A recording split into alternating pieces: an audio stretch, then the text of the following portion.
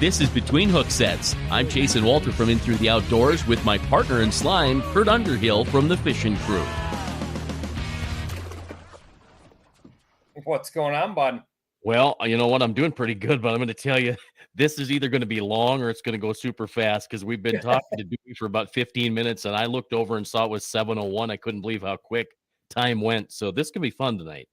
Yes, it is. And like you said, we're going to bring on a very special guest, fresh off a big win and, a three-time Governor's Cup champion looking to probably go for his fourth this year. So it's going to be fun talking to him tonight and breaking down some stuff.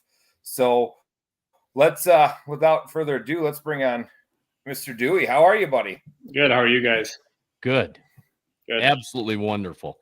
You know, I first of all, congratulations. What a whirlwind day for, I think, for all of us, because we were there rooting for you and others, but I think we were all quietly rooting for you specifically because you just kind of got what it takes, and you pulled it off, and it was an emotional day. Yeah. I appreciate that. And yeah, for sure. It was probably one of the most emotional wins I've ever had that I can ever remember. And I think it was just simply for the fact of, maybe being in front of your home state cheering section. And then also just for the fact that I thought I threw the winning fish away. So that is a bit of a heartbreaker when you go to think about it. And I want to mention this real quick before we get going. You did a great interview with Scott and Matt from the Midwest Angler podcast, where you get into everything into detail for an hour and 15 minutes. So anybody gets a chance to check out that podcast, please do, because you will get more information from that than you're going to get tonight, for the simple fact that we're not going to keep you on the hook here for 75 minutes. Yeah, I got all night. Yeah, oh, you do. You have plenty of time. Yeah. So we talk about emotion, and I caught this one by accident. I was so glad I did, because I'm one of those emotional guys. I've got a buddy that he and his son are out fishing the Bass Nation tournament rather, in Wisconsin, Lake Winnebago. And I saw a picture of him on the Bassmaster website, and I was talking about it on the radio. I started crying live on the radio, and I felt like a doofus, but I'm like, you know what? No way. This emotion stuff is great. And so I caught this picture of you wiping your eyes because you were emotional at the tanks, but you were also emotional on stage. And I think that's what made the win even better for some of the fans. I know it did for me. I'm like, the guy is human. He walks on dirt, and that's so cool. Yeah, I'm honestly sitting here thinking about it. I get a little choked up. It was so crazy. It's so mind-blowing to me. And what makes this one so crazy to you? I mean, you've won a few. Yeah, I don't know what it was. I mean, it's like I said, I think it was probably a combination of, like, it's your home state, you want to do well, and then maybe a little bit of added pressure just of, kind of what has happened over the last few years. But then ultimately, I think it was, I had so many family members there that were able to attend this one that, don't get the chance to travel to all the NWTs that were sitting in the front row, and then obviously just like knowing that I probably threw the winning fish away. That's all that I could think about. So give us that story a little bit there. You were using live scope, or using the active target, because you use Lowrance, but you were kind of picking and choosing. So tell the story. Yeah. So basically, we had a really good first day. We ended up in first place after day one, and day two going out, I just kind of knew that if I could have, that 13.5 pound range, realistically, that should put me in contention to maybe win or have a chance. So that was really what my goal was. And the first fish in the morning was a 23-incher that weighed 3 pounds. And that's just kind of what them fish weighed down there. So if you catch 2 3-pounders and 3 2-pounders, like, that's what you're going to be handcuffed to that weight. And so I ultimately, I think our second fish was like a 2.5 pound slot. And then we caught like a 23-incher again that weighed like 2 pounds, 15 ounces, almost 3 pounds. And I made the really hard decision to throw that fish back because it was like 9:30 in the morning. Just because if I kept that fish, it wasn't going to basically allow us knowing how big the slots were, it wasn't going to allow us to get to that 13.5 pounds that I really wanted to get to. So I threw that fish back at 9:30 in the morning, and we did catch like a 21.5 inch fish. It was like 2 pounds 8 ounces. We threw that one back without question, and then we caught one other little small over. And literally up until the last cast, until we came in at like 3:30, I think is when we left the last spot. And literally up until my last cast, I had zero regrets because I know it can happen that fast, but it never happened. I seen the winning fish multiple times. I even told my co-angler and the camera guys that were following us around, I'm like, if that fish bites, we have a chance to win. Like, that is probably the winning fish. And when you see it that close and you just know that it's the right fish, and it doesn't happen, and then at the end of the day, you're like, I really like, because I threw a pound away basically. I weighed a 2-pounder instead of a 3-pounder at the end of the day. And when you throw a 1 pound upgrade back in this tournament, it's more than likely going to cost you. Yeah, and you were talking too about looking at different marks. So you're looking at your 2 to 3 pound fish, but then the 7 or 8 pound fish looks so much different. It is truly amazing. This live sonar stuff is a game changer, no doubt, but it's amazing how even I used it for all last year trying to figure out how to make it work for me, and I couldn't figure it out until 2 weeks ago on Lake Oahe, staring at Mega Live at Humminbird's product, and I learned so much. The one thing that I have learned is that not all walleye are on the bottom. Yeah, more times than not, they're not on the bottom. Yeah, it is truly amazing. So you talked about your family being there, and I didn't realize I met your dad because your dad was fiddling around with us and kind of having fun. He is super proud of you, as I'm sure your entire family is. And then when I walked up to congratulate you, I thought your wife maybe was one of the fans that wanted a picture with you, and well, she did want a hug and a kiss and some time to herself with you, but you ended up having an anniversary the next day, so you guys had to been riding high. Oh yeah, it was a really fun weekend for sure. Well, I'll tell you, we were there. It was really fun to see the drone stuff. So like, there's the between Hooksets crowd. We had quite a few people there having a fun time watching you. You have been so successful. John Balla he is an amazing guy. You get all of this information from him. And Duane, talk about the last 6 NWT events, finishing 2-1, 2-2, 22 first, 366 plus $1,000. That's amazing. Yeah, it's seriously amazing. I literally have no words. I don't know. Obviously I work hard. I put in a lot of time, but so do these other guys. They all know how to fish. I literally have no words. I don't know what I'm doing right. I hope I keep doing it, but like I said, I know I work hard and all that stuff, but so do all these other guys. I don't know. Just so words for it. You work hard. You do. I know. I've seen you grind. How does one go from a power lineman and a kid from Woonsocket, South Dakota, up and quit your job to take on the feat of going to be a professional fisherman? I get questions all the time. I want to be a professional angler. And I'm like, there's like only like a handful of guys in the walleye world that could actually make a living doing it. Yeah. Yeah. It's crazy to think that growing up, it definitely was a dream. But then, reality kind of set in, and, I went to school to be a power lineman, and it was a great career. And honestly, if it wasn't for that job, I would have never been able to afford my first boat, and I probably wouldn't be sitting here. So I'm not taking anything away from that. I love that industry. But it was just something that was missing as far as, when I would go do these tournaments, it kind of started out with like I think you guys put it on, Kurt, the Fireman's Tournament here in Pierre. That was one of the first tournaments I ever fished, and I fished that with my dad. We ended up winning that one, and that one kind of, I think, just kind of set the fire. And then started traveling around and doing some other local tournaments. We did a couple up in Bitter Lake, did well up there. And then I was fortunate enough to meet one of my best friends, Tyson Keller, and he's honestly probably shown me the most about Lake Oahe and Lake Sharp in this area, more than anybody else that I know. And basically, once I was able to save up enough money and start traveling around and fishing some of these national walleye tours, I jumped at the chance, and basically 1 or 2 tournaments a year got to the point where it wasn't enough for me.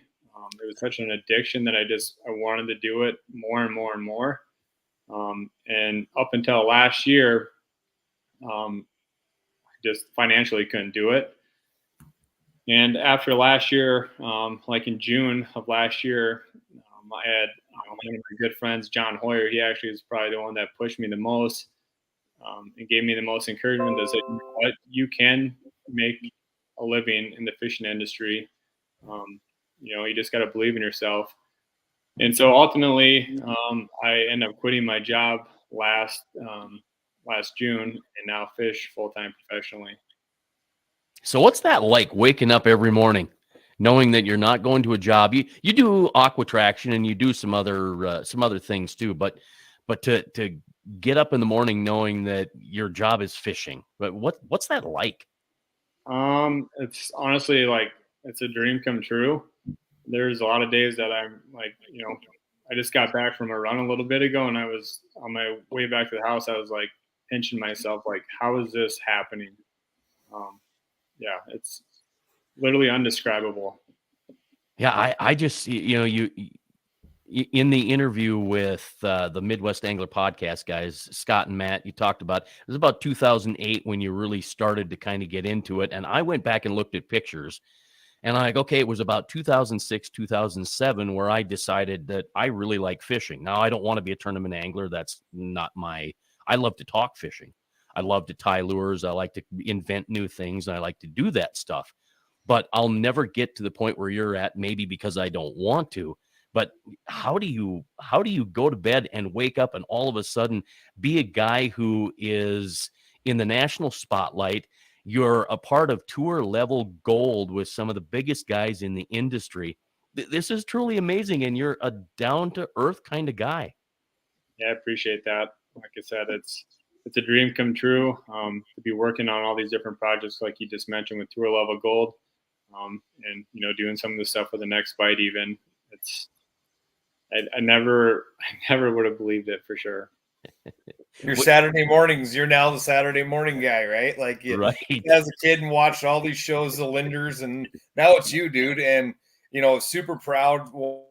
Watch you come up from, like you said, the fireman tournament to 3-time Governor's Cup champion. That's nothing to shake a stick at. And you said it earlier that you learned from Tyson on Lake Oahe and Lake Sharp. How much do you think fishing them two bodies of water, because they fish so different, do you think plays into every other tournament you go to? Because Lake Oahe is its own beast, man. Oh yeah, for sure. I don't know if it plays in the part on every single place we go to, just because every place that we go is so much different. But the amount of knowledge that I've learned from, even Tyson, and, all my other partners that I fish with, of Lake Sharp and Lake Oahe, is such a diverse place. And you just really, if you want to succeed out here, you really, really got to work hard and spend a lot of time on the water, because these fish move a lot out here. So with that, when you go to a new body of water, people ask me this all the time. They look at, Green Bay or Winnebago or something like that, and you pull up there and you're there Sunday prior, or Monday prior, or whatever. Where do you start? Like, guys, like, how do they even know where to go? Like, what do they do? And I'm like, they don't just start the day they get there. There's research ahead of time. But like, you and Hoyer on Erie in New York, how would you ever think to go throw a swim bait in, shallows that time of year? Nobody's has ever done that. Yeah, so that was kind of funny how that happened. So me and Hoyer were actually fishing. There was this point over on the northeast side of the lake, and it's like a huge, long, 2-3 mile reef. And I was out there basically, he was on one end of it, I was on the other end of it, kind of working different things. And it got late enough in the day that, we basically figured out that we needed to do something different. And one of Hoyer's favorite things is swim baits in the weeds. And so I'm up there fishing, and somehow he rolls into this bay, a couple hundred yards away from me, maybe 500 yards. And he rolls in this bay. I didn't know what the heck he was doing. And, 5-10 minutes later, I just started hearing him yell. And generally you don't do that when you're out, pre-fishing or tournament fishing, but, it's on Lake Erie. There's 40 boats, and there's probably nobody within 10 or 15 miles of us. And so I started hearing him yell, and I get this phone call 10 minutes, 15 minutes later. And he's like, dude, I'm going to have a heart attack. And I was like, well, what's going on over there? And he goes, I literally just found the winning pattern. And I was like, okay. So he ran me through the whole program. And from that time on, it was literally find every single weed bed that you can in that 10 to 15 mile area. And that's what we did for the next 3 days. And just destroyed them. Yeah. It's incredible. But so going back to my questions, how do you, that was a fluke. Let's go do it. It wasn't working. But you look at Erie and you're like, okay, how did you even start with that reef? How did you even know? Guys ask all the time, well, where do I start? Yeah, so a lot of that information is honestly on the internet. And when you do research, especially on Lake Erie, they do a bunch of tagging of fish. And then they do studies of where them fish migrate to in the fall, in the wintertime, in the springtime. And then historically, just where the bait fish and that kind of stuff is at. So them are the kind of areas that we generally try to go to first. And, it's not a bad idea when you go to new bodies of water to go get your feet wet, try to fish some community spots just to, figure out what they're biting, what colors they like, whatever, and then go from there. And that's when you can really start the experiment and try to push the envelope. Yeah. It is so crazy. And the thing is, you're doing it time and time again. It's not like you placed second, you won a first, it's been multiple times. And does that pressure get to you? Do you think that Michigan is going to be the time where, you drop off? I think, what was it? You ended up in 22nd place, but I think you'd even mentioned, well, you can't win them all. I may falter. And you did a little bit. Do you think you caused that, or what's your frame of mind going into the next tournament? I literally try not to put any pressure on myself. I don't think about it. People keep asking me about Angler of the Year. I don't think about that. I literally go tournament by tournament. I want to win everyone. Reality is that's not going to happen. But if you can do well at each one of them, at the end of the year, you might have a chance at winning Angler of the Year. So. I just try not to put pressure on myself. I like to get good nights of sleep, and if I put that pressure on me, especially at these tournaments, I don't think I'd be sleeping very well. Yeah, that's so true, and it's good to hear that you don't put that pressure on yourself. You go out and you obviously by now you've got your thing, you've got your rhythm, you've got your system, you've got the way you want to do things. Do you end up in the boat on the water and get thrown a curveball and you're like, uh-oh, nothing's working now, what do we do? Or is that live sonar kind of a safety blanket? Yeah, I mean, that's ultimately what I love to do. It's my favorite thing to do, but there's different bodies of water, especially like the Illinois River that we were in, where live sonar, I mean, besides like running in scout mode or something, was not really, it wasn't a thing, put it that way. So no, just trying to be a guy that doesn't get stuck in the rut, and just try to figure out a bunch of different techniques that can work in a bunch of different situations. So if you go to your A spot and this spot doesn't work, well, you got B to go on, and they might not be the biggest fish, but at least you're gonna do well, and maybe C has 1 or 2 big fish on it. So just trying to have multiple different spots and don't get stuck in one spot too long. So are you superstitious? Like, oh, I shouldn't have had that banana for breakfast yesterday, or I definitely don't eat bananas in the boat. Yeah. But the one superstition that I definitely have is I have this one Sims hoodie, or light jersey, and it's like a tan jersey with camo arms on it. If you notice, literally from, I think it was the first tournament last year, or maybe the one that I won in Green Bay, that's like my lucky hoodie. I wear it underneath my jersey, even if it's, it was hot down in Pixdown. And I was wearing that and my jersey over top of it, and that's my one superstition, is that's my lucky hoodie. Well, you got to have the lucky something. I think you were wearing it at Cedar Shore. So when you started describing it, I'm like, yep, I know exactly what he's talking about. So yeah, that is way too much fun. Any special food you pack for snacks, or don't you eat in the boat when you're fishing? I try to eat a little bit of something right away in the morning, because I know ultimately what happens is I start to stare at an active target, just like this last tournament. And I was talking to my co-angler on day 2, and I got to talking with him so much that I honestly forgot to eat. And it was at about 2:00 when I realized, like, I haven't ate anything all day long. I think I had maybe a bottle of water and something to drink right away in the morning. But besides that, like, I was running on nothing. And so my go-to boat snack, I would say, is like a beef stick or a deer stick and like string cheese. That's basically. Oh yeah. Yeah, you can't argue with that. Yeah. I get what you're saying, though. For me, a couple of weeks ago when I didn't have to drive the boat, which most of the time I don't have to drive anyway, but I had that Mega Live in front of me. And honestly, I don't even think I looked at the tip of either one of my poles. I probably lost fish because I couldn't take my eyes off of the live, just because I'm trying to learn and absorb. When you've got all those fish moving around and you start catching fish, go, okay, I know we're on walleye. The way they move, we're on walleye, and it's hard to take your eyes off of the screen. Yeah, that technology is so amazing.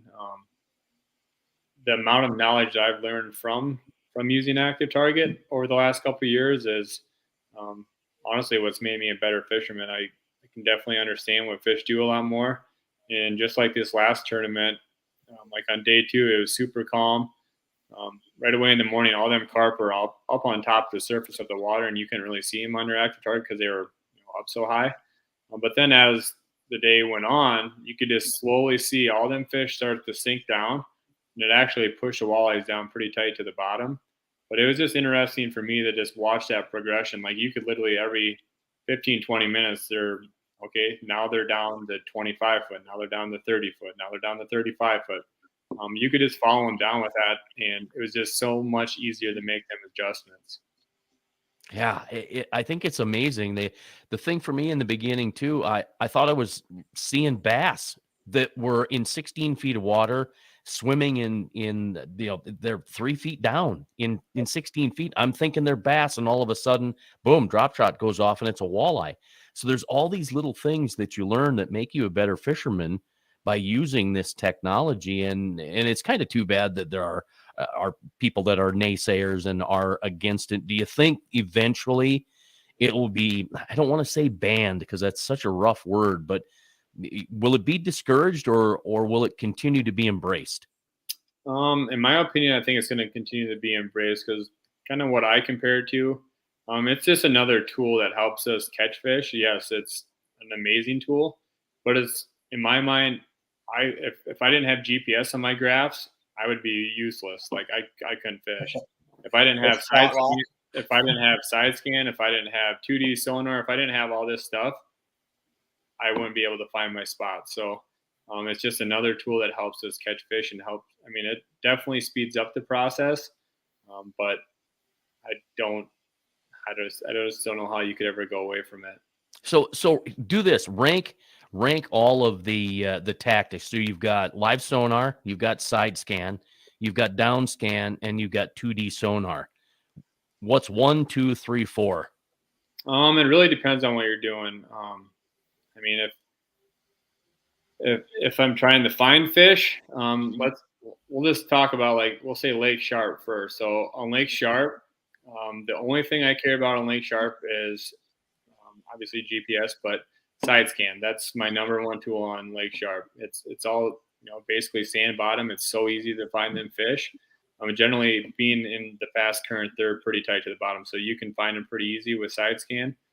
Now you go up to Lake Oahe, and now it's kind of it's a toss up between down scan and side scan. Are you trying to find structure with side scan, or are you trying to find fish with side scan? Because in certain areas up on Lake Hawaii, your side scan, you can find structure pretty easy, but it's pretty hard to pick out fish on structure on a side scan in a bunch of big rocks, or on a super steep drop off or whatever. But then now the difference between active target on Lake Sharp and Lake Oahe, two completely different things. On Lake Sharp, I honestly hardly even turn it on just because you're in that current, you're facing forward. I have mine mounted on my trolling motor. So wherever my trolling motor is pointed, that's where I'm looking at. So on Lake Sharp, my active target doesn't do much for me. But up on Lake Oahe, if there was one thing that I had to pick on Lake Oahe, it would 100% be my active target. Okay, so now let's talk about Lake Oahe. We're in 25, 26 minutes, and we don't want to keep you much past 30. So we got the Gov Cup coming up. Yep. And obviously we're going to be on Oahe. And don't give up secrets or anything of that nature. But what's going through your mind as you're thinking about the Gov Cup and the fact that there are how many 184 boats, 182 boats. So that's a lot of people catching fish. You obviously the water pretty doggone well. Are you already thinking about that in your mind, or are you going to wait because the weather's going to play into it? We're a month away, basically a little less than a month away, or 3 weeks away. Yep. Yeah, 3 weeks. So fishing can change a lot in 3 weeks. Oh yeah, for sure. And the Gov Cup flip. Yeah, it happens every single time. It's literally that week you can be dialed all the way up to the middle of that week, and then it's like, where did they go? It literally. So happens. It is real. I hear about it all the time. I've always wanted to, like, everyone's like, "Oh, the damn Gov Cup flip," and I'm like, "Ah, yeah, whatever." No, so you are saying it's a real thing? Oh, it's for sure a real thing. It happens every single year. It's happened more times than not to us.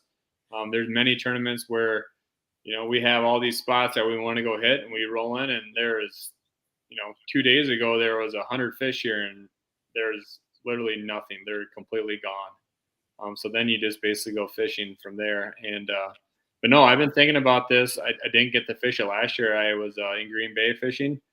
Too busy winning Green Bay. Yeah, man, that was crazy. But so ever since the last time that I fished the Gov Cup, I've been thinking about the next one. It's one of my favorite tournaments of the whole entire year. I made some incredible memories with some really good friends and really good people there.